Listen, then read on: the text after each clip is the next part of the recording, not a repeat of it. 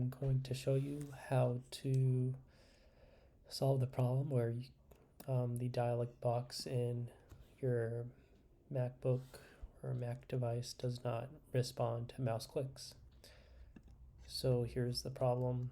I'm gonna try to save this file, and we're gonna call it this this name here, and I can't click save, I can't click cancel, I can't click anything else, and the only way to exit is press escape.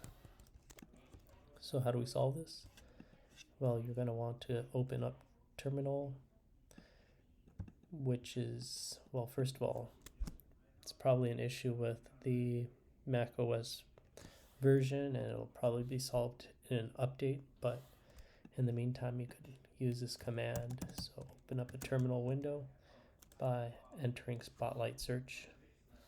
So I do that by pressing Command spacebar, type in terminal, do that, and type in the words kill all doc. Oops, and you need to have it exactly right, including the capitalization. Okay, now let's try it again. Save, and now you see the save bar lit up and we are able to save. There you go. There's the fix. Let me know if that worked for you and if there are any other ways to fix this more permanently. See ya.